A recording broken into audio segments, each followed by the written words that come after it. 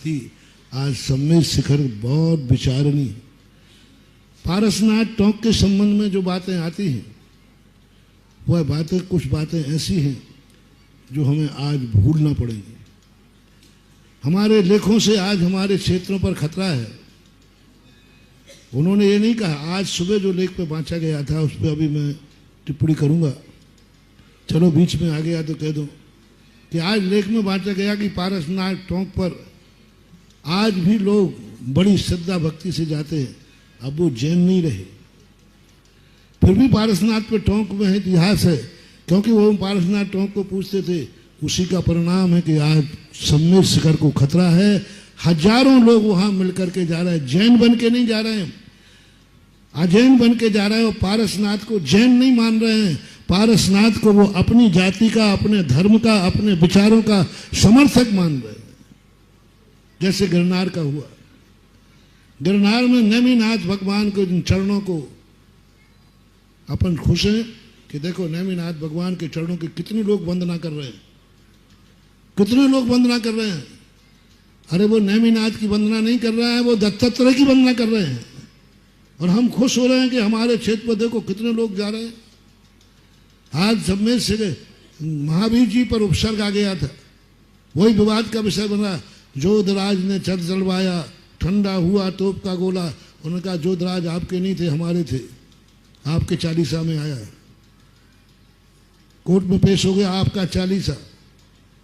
आपने ये कहा कि देखो गोला चला था वो ठंडा पड़ गया। किस पे ठंडा पड़ गया? वो ये थे, इसका अर्थ वो आराधक थे।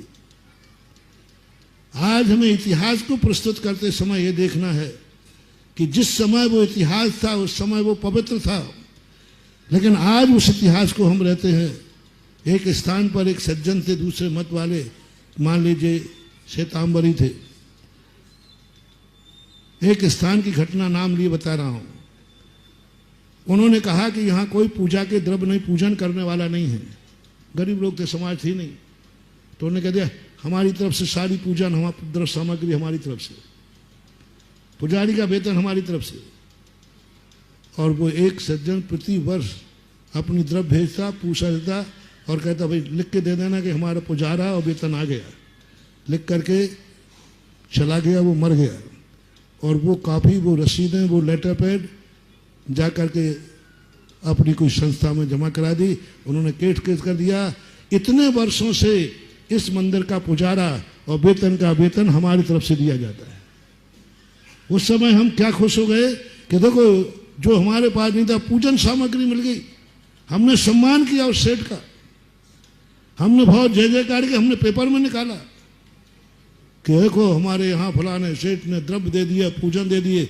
आज वही कोर्ट केस में जाकर के आपकी रसीदें, आपका लेटर पैड आज क्षेत्र के लिए खतरा बन गया। यही स्थिति सम्मेद शिखर में हो गई। उनके पास क्या था? कुछ नहीं था। आज हमारे लेखों से, आज हमारे जो पुराने लेख छपे, अभी का नहीं, आपने तो उसको रिपीट किया है, जो पहले लिखे, पहले लेखों के प्रमाण से कि देखो हमारे पूर्वज भी वहां जाते थे, हमारे पूर्वज भी इसकी वंदना करते थे। और हम आज के नहीं हैं, हम पहले से ही सम्मेद शिखर के पारसनाथ की टोंक पर जाते रहे हैं। और प्रमाण क्या दिया? आपके विद्वानों के लेख, आपके विद्वानों के द्वारा लिखे हुए लेखों ने यह सिद्ध कर दिया। एक जैन धर्म की एक सबसे बड़ी कमी रही है कि हमने सारे दुनिया के विचारों को प्राचीन सिद्ध कर दिया, हमसे पहले है, उनकी निंदा करके।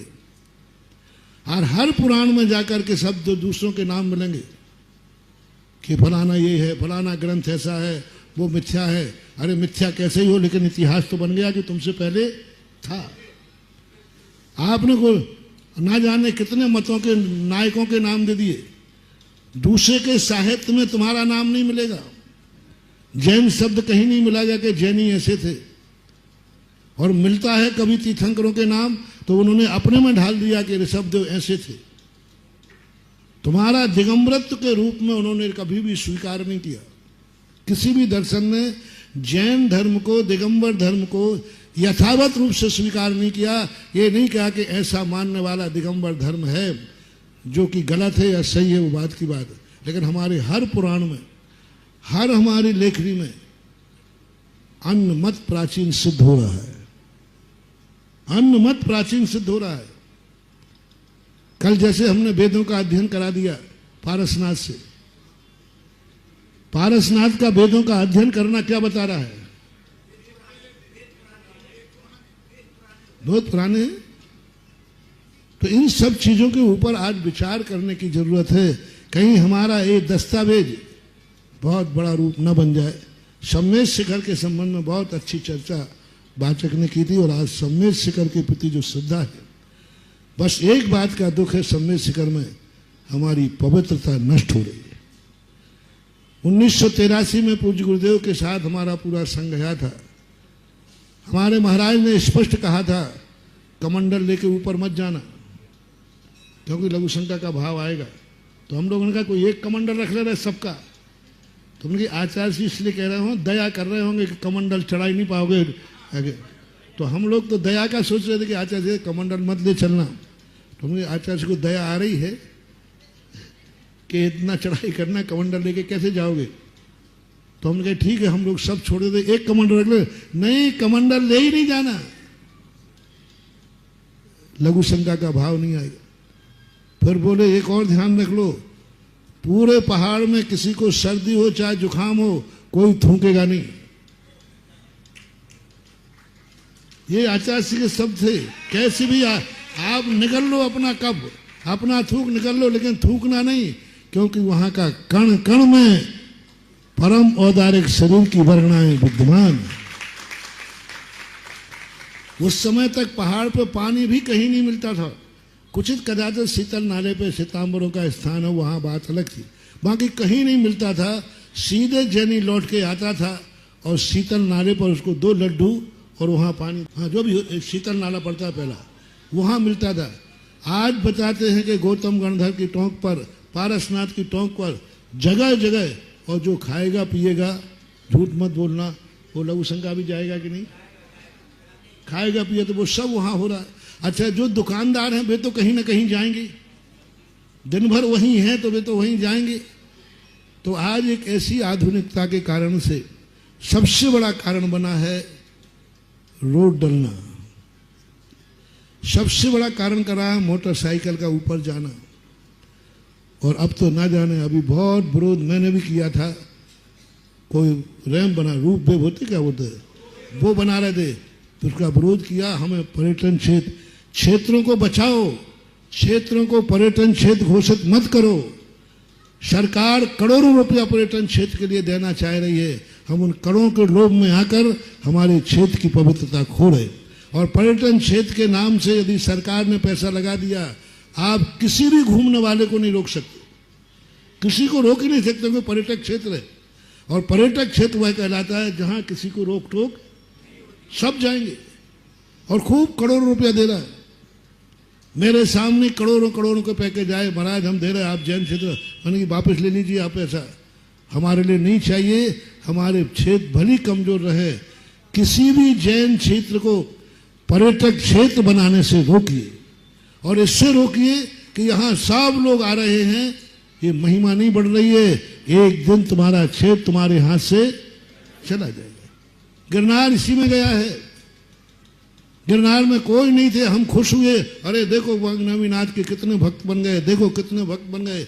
बनते बनते बनते आज से 70-80 साल पहले वहाँ जैन छतरी थी, जैन पुजारी पूजा करता था, कोई वहाँ किसी प्रकार का कुछ नहीं था। लेकिन धीरे धीरे हम उस बहुमत में बढ़ते गए, तो सम्मेद शिखर का पारसनाथ टोंक आज बहुत बड़े खतरे में है। और हमारा इतिहास कहीं, हमारा इतिहास ही, जैसे कल मैंने यापनी संघ की बात कही थी कि हमारा खुद यापनी संघ के दिगंबर जैन लेखकार ने कह दिया कि ये सब आचार्य यापनी थे, उन्होंने प्रमाण रख दिया।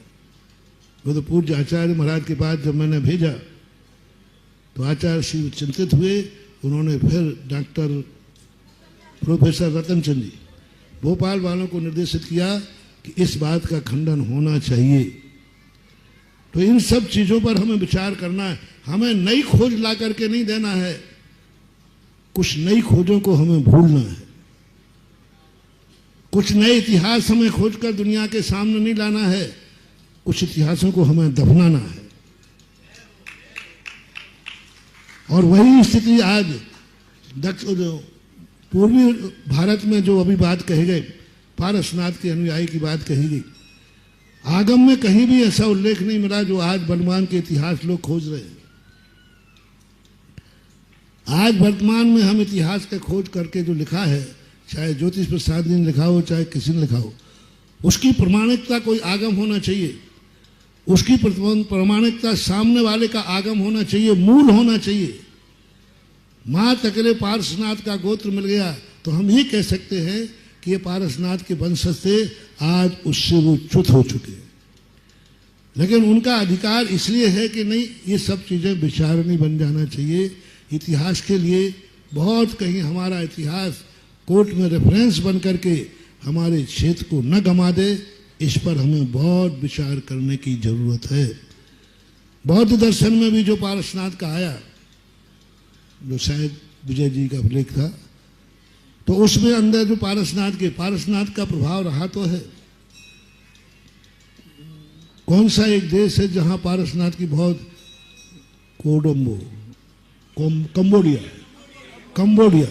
कंबोडिया नाम के स्थान पर पारसनाथ के वैसे ही फनाबली, वैसे उनका जो है, वैसे ही छत्र धारण करने वाले, उन्होंने जब मेरे पास लाके सारे फोटो वीडियोग्राफ मंगाए, फिर मैंने पाटनी जी को कहा कि एक बार तुम होके आओ। निर्मल सेठी पाटनी जी, उनके बाबा, उनको भेजा वहाँ। जब पूरा जा कर के वहाँ से लाए तब मैंने समझा कि नहीं, ये दिगंबर मूर्तियाँ नहीं हैं, ये बौद्ध ही हैं।